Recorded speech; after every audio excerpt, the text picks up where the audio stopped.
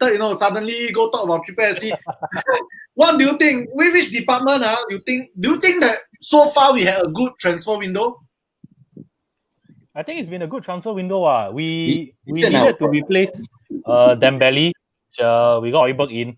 I mean, Højbjerg will intercept and try to win the ball back. He's not very good as a ball carrier, but hopefully he'll win it and pass it on to Son and to Dele Alli.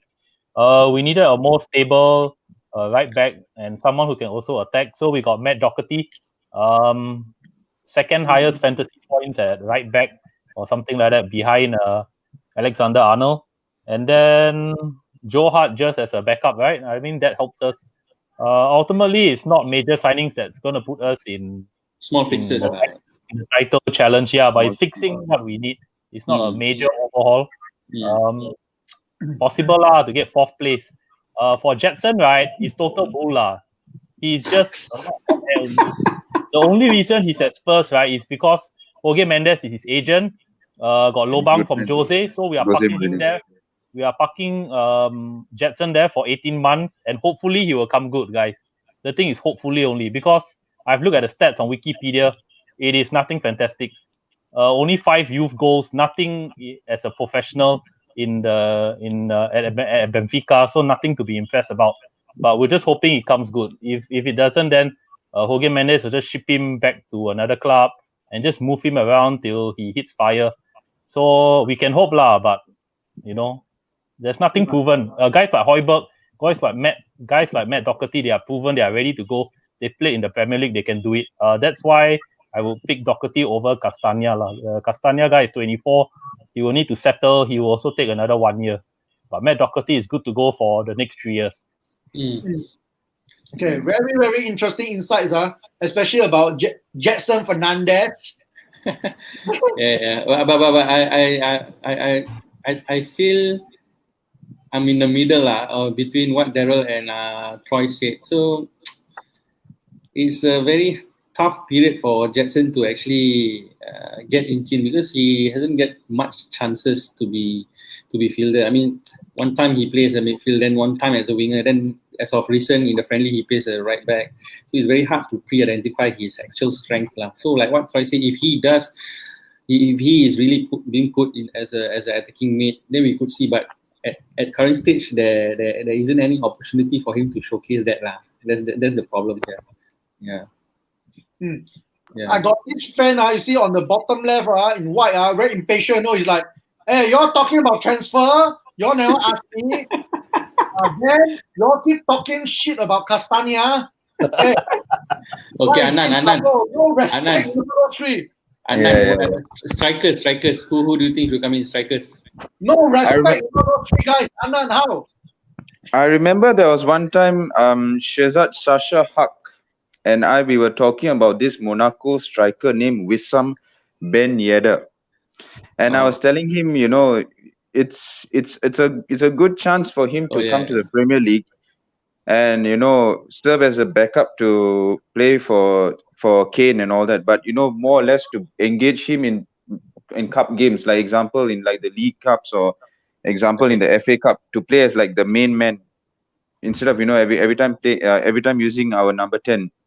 The other alternative that we can do is either we can look at Cavani, which is highly not possible because I know he's going to go for clubs like Benfica and all that. They might chase him. But in essence, also, I mean, the striker should at least meet the requirements that he's above 30, and also has won several trophies in in Europe and all that, and is a capable backup striker to Kane.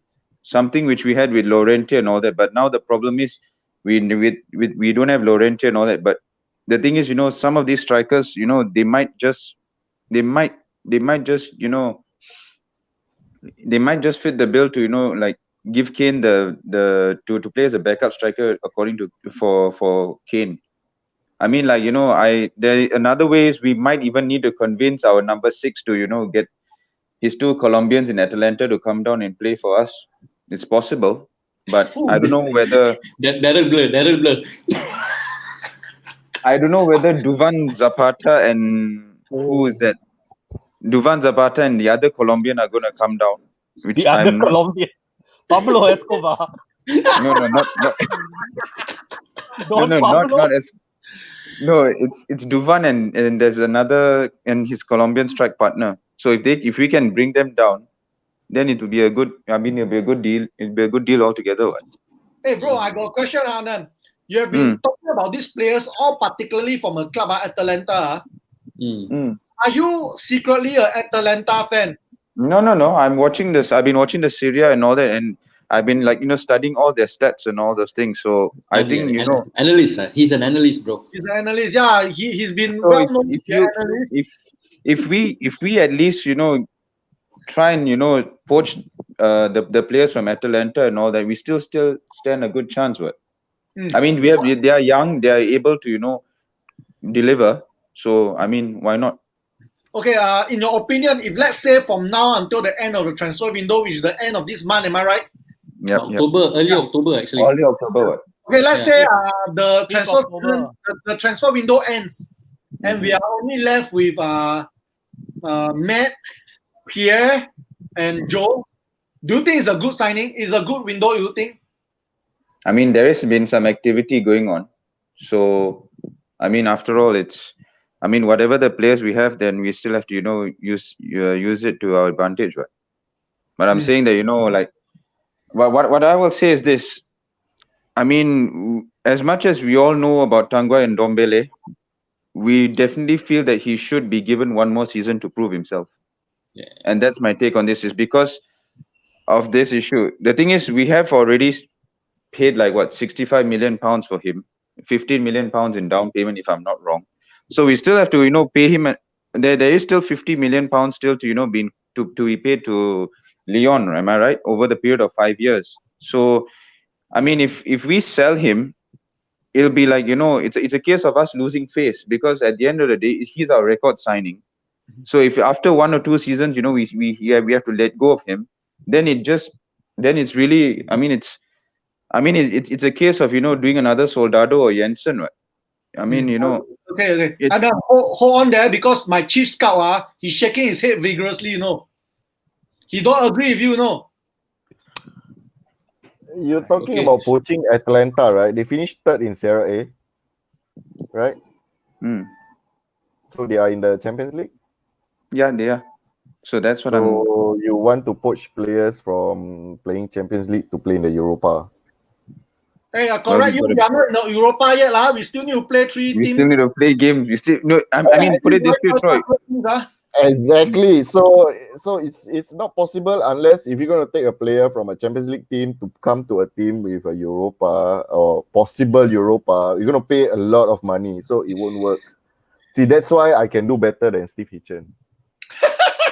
So, in your opinion, if you are going to sign a striker, will it be a backup striker or someone to come and fight Kane for the spot? I think we should sign a striker that can hit the ground running, who can be a backup to Kane, but also play alongside him. So, in your mind, any of these players? Sorry? In your mind, any of these players that will fit? Now you are... like I told you, Patson Dako, right? From Leipzig, is it? He's playing. He's playing in the Austrian league for that Red Bull Salzburg. Yeah. So he is a player that can play in the middle and can even play in the wing as well. So we need that versatility that if you're going to take a striker to play as a backup to Kane, because if Kane's fit, he's never going to play, and if anything happens to Kane, he's going to be rusty when he plays. I mean, look at Vincent Janssen, right? He can't play any other position. And then when he comes in, he'll be rusty. There's no match fitness. And then we all will just blame him for not doing well. But, I mean, that player, he needs more matches. So if you have someone who can play other positions as well, so he can fit in and get game time. So when he does have to play up front, it works as well. Just like Son, when Kane's out, Son fill up that position up front, and he did well because he already had that form and match fitness going. Look, I have this. I feel irritated, especially when people, or should I say, the mainstream media keep saying that Spurs have yet to sign a backup striker and stuff like that. So I thought the way to move forward actually is just to say that Spurs is looking for a striker. It defunds the purpose to find a striker instead of getting a backup striker, which is more challenging because players will be thinking to themselves, should I be a backup striker? So it should be like we are finding a strike and an additional striker to compete and also to be a backup or possibly to be playing together. So it's like a mixture of all combinations, you see, rather than the word backup. So it's like it feels irritating lah. It's just my take lah. Yeah. Actually, in my opinion, I think we are quite well stacked in the striker department. Or controversial, right? Because why? Whenever Harry Kane is out, Sonny performs in that position. Correct, Sonny, it's just that so unlucky last season, both injured at the same time. Yeah. So I But think as of right now, we have Kane, and then we have Son, and then we have Lucas Moura, who will play up there. So it's not an emergency, you see. So we don't need to panic buy. Yeah, we don't have to panic buy and get a Raziak. So yeah, I think no. But probably I think probably you see like what Boon say, right? I mean, when Kane is not around, then Son steps up, and then sometimes Lucas will just play behind him. So this is like an ideal situation if Kane is injured. But imagine like Son and Kane are injured, so there are limited options. I mean, when we move players around, right, then the middle and the whole engine becomes deformed, like in some way, I would say, in some way, yeah. Okay. No, I mean, in most teams, they have we can always play. We can always play 4-4-2 like what Daryl said. 4-4-2. Yes. Okay. 4-4-2, bro. Okay. Enough about transfer talks. This weekend, this Sunday, league opener. Okay. The last time we played Everton in the first game in the season, we won the league about 1,000 years ago. So 1960, 61. Okay. Senkan Cockers, what is your prediction for this game? Guys, we're gonna win it 3-2 lah. Come on, this kind of game. Come on lah, guys. Who's gonna score? Wow. Definitely Sonny. Sonny will open the scoring. Wow. Kane, I don't know. We play home, right? Yeah, we are home. Yeah. Okay. Hopefully Sonny will get 2 goals. Kane will get 1. Okay, cool. Shah, prediction. I'm very bad at predicting, but I just want 3 points lah, and I believe we can get that 3 points. Okay, I like your attitude. Chief Scout. I think it's going to be 2-0, just like in 1961, where we beat 2-0. So yeah. All right. Now, Adnan, the predictor. This is your chance, bro. Traditionally, we do very well against Everton. No, don't put it in your mouth, please. Traditionally, we do very well against Everton. So I'm expecting nothing but 3 points on Sunday. Go for a 2-1 victory. Kane and Son to get on the score sheet, and hopefully we all get, and then we'll be and proceed on from then. But I would say we definitely need 3 points on Sunday. Okay, if I'm going to Singapore Pools to bet half-time and full-time, half-time win, draw or lose? Half-time score. What's the half-time score? Come on, man. You can do it. 1-0 to Spurs. Half-time 1-0. So you heard it, guys. Total goals, 3 goals. Half-time, full-time is Spurs and Spurs victory. Total goals, 3 goals. If you all win money, you all know who to look for. If you all lose money, then blame yourself for actually betting. Okay.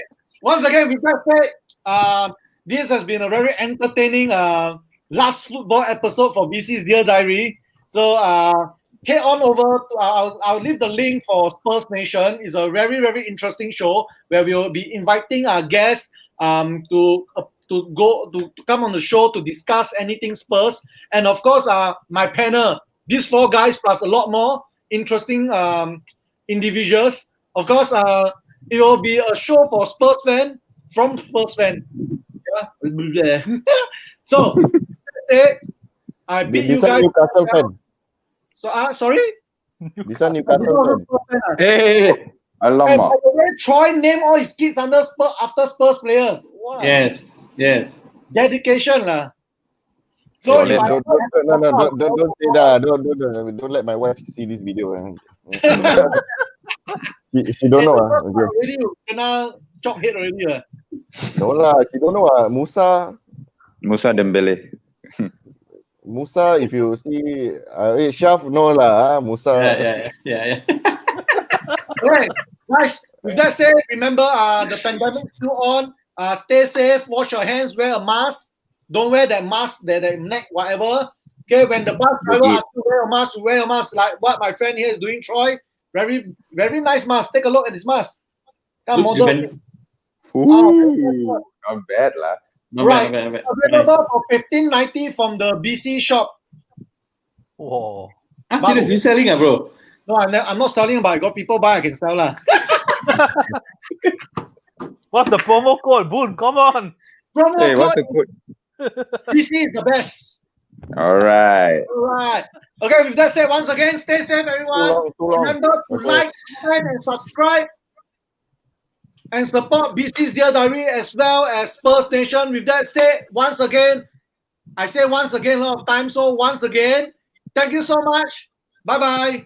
Take care. Bye bye. Take Take care, care. guys. Take care. Bye bye.